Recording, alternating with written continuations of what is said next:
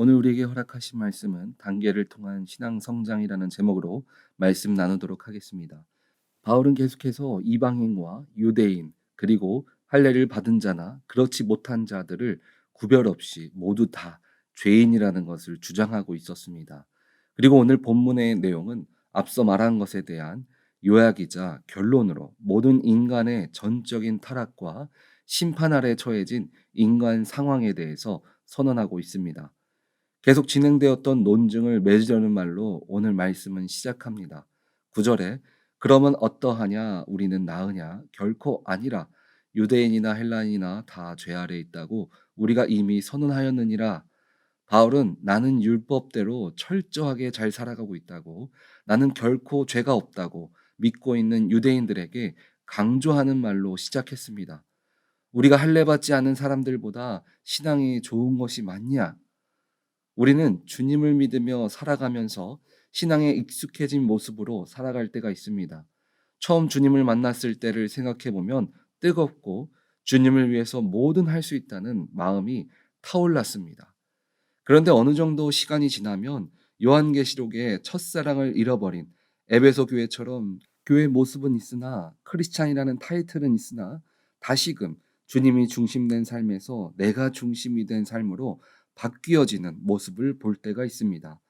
주님을 위해서라면 이었던 우리들의 마음들이 주님, 나를 위해서로 변하게 되었습니다.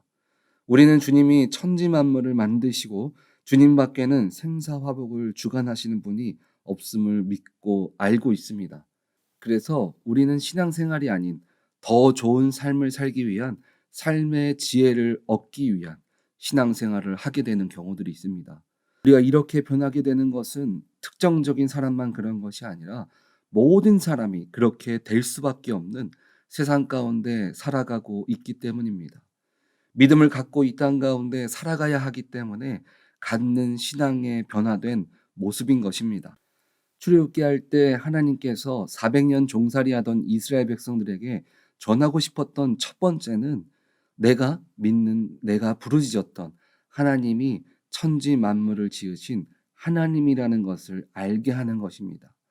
애굽이라는 나라에 살면서 수많은 우상들을 보면서 신이 있다는 것은 알았습니다. 그러나 자신들이 지금까지 보았던, 그리고 믿음을 가졌던 우상이 아닌 자신들의 민족을 지켜주시는 하나님이 진정한 하나님이라는 것을 알게 하는 것이었습니다. 우리의 첫 신앙의 시작이 바로 주님이 나의 구주라는 것을 아는 것이었습니다. 그리고 두 번째는 이 땅에 육신을 입고 살아가는 우리들의 존재는 부족한 죄인이라는 사실을 깨닫는 것입니다. 10절에 기록된 바 의인은 없나니 하나도 없으며, 이것은 원죄를 입고 태어난 우리의 본성입니다. 우리는 죄를 지을 수밖에 없는 그런 존재입니다. 그런 죄인인 우리에게 주님 앞에 죄 없이 믿는 자로 살아가게 해주신 것이 바로 예수 그리스도를 믿으며 살아가는 것입니다. 그런데 문제는 11절에 깨닫는 자도 없고 하나님을 찾는 자도 없고, 나를 정결케 하시는 주님을 찾는 사람이 없었다는 것입니다. 그 결과가 12절 이후를 보면 다 치우쳐 함께 무익하게 되고 선을 행하는 자는 없나니 하나도 없도다. 죄를 지을 수밖에 없는 육신을 가진 우리들이 주님이 보시기에 값진 삶을 살아가고 주님께서 우리에게 말씀하신 대로 주의 나라를 위해서 교회와 주님께서 하신 사역을 감당하는 것에 있어서는 우리의 열심이나 능력으로 하는 것이 아니라 주님과 호흡함을 통해서만 우리들이 그 일들을 감당할 수 있다는 것입니다. 출애굽하고 가나안으로 들어가면서 모세와 여호수아가 마지막까지 이스라엘 백성들에게 외쳤던 한 가지는 오직 주님밖에는 없다. 이것이 바로 신앙의 원리입니다. 현재 이스라엘 백성들에게 그리고 유대인들에게 빠진 것이 바로 이것이었습니다. 20절에 그러므로 율법의 행위로 그의 앞에 의롭다 하심을 얻은 육체가 없나니 율법으로는 죄를 깨달음이니라. 하나님 없이 행함으로 살아가기만 했기에 그들은 타락한 이방인들과 동일한 죄인의 길을 걷고 또 그리고 똑같이 하나님의 심판 아래 있게 된 것입니다. 오늘 본문은 우리에게 현재 우리들의 신앙의 완성이 아니라 완성을 향해서 가고 있다는 것을 알려주고 있습니다. 그래서 우리는 죄에 집중해서 본문을 보기보다 우리의 신앙 성장의 단계가 어디에 있는지, 지금 나의 위치에서 무엇을 해야 하는지에 대해서 나눠보도록 하겠습니다. 오늘 본문의 신앙을 세 단계로 나누고 있습니다. 첫 번째는 주님을 깨닫는 단계입니다. 내가 믿는 주님이 창조주 하나님이시며 우리의 길을 만드시고 인도하시는 분임을 만나고 깨닫는 것입니다.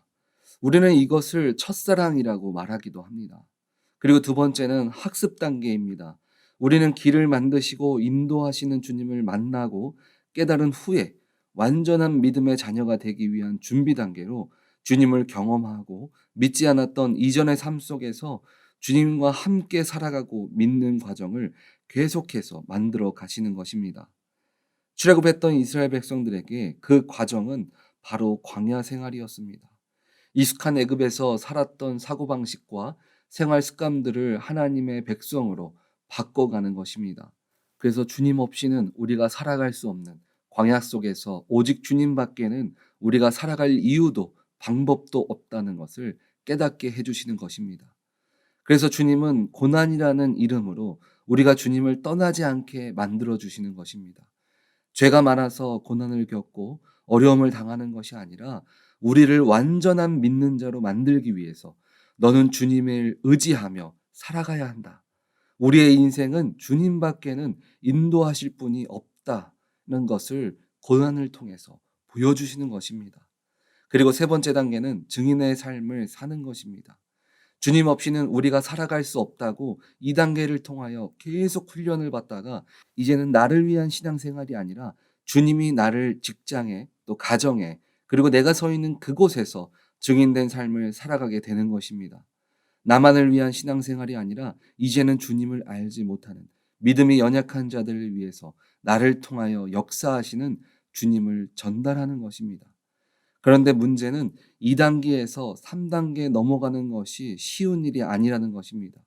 그 이유가 바로 오늘 본문에서 말하는 것처럼 모습은 있는데 그 안에 주님과 함께함이 없기 때문입니다. 분명 나는 잘 믿고 있다고, 나는 잘하고 있다고 생각했는데 익숙해진 나의 신앙의 모습을 통해서 내가 경험했던 내가 익숙한 신앙의 모습으로 은혜 없이 걸어가고 있기 때문입니다. 우리는 신앙의 완성을 향해 달려가기 위해서 우리는 신앙의 업그레이드를 해야 합니다. 그런데 많은 사람들이 그러면 신앙의 성장을 위해서 내가 뭘 해야 할까? 뭘 더 해야 할까 고민합니다. 시편 173편 25절에서 26절을 새 번역 버전으로 보면 내가 주님과 함께하니 하늘로 가더라도 내가 주님밖에 누가 더 있겠습니까? 땅에서라도 내가 무엇을 더 바라겠습니까? 내 몸과 마음이 다 시들어가도 하나님은 언제나 내 마음의 든든한 반석이시요 내가 받을 몫의 전부이십니다. 성경은 우리에게 다른 어떤 것을 더 열심히 하라고 더 준비하라고 말하고 있지 않습니다. 주님 밖에는 주님만이 우리의 신앙을 완전하게 해주십니다. 그래서 우리는 말씀을 봐도 오늘 나에게 이 말씀을 통해서 주님이 나에게 주시는 말씀은 무엇일까 고민하고 우리 삶 속에서 익숙한 길이니까 하며 가는 것이 아니라 같은 길이라 할지라도 새롭게 길을 만드시고 인도하시는 주님의 이름으로 도전하는 신앙을 갖기를 바랍니다. 그때 주님은 우리를 주님의 백성으로 자녀로 이 땅 가운데 주님의 말씀으로 온전히 살아가는 증인된 삶을 살아가게 해주십니다. 우리는 모두 신앙의 성장 과정을 지나고 있습니다.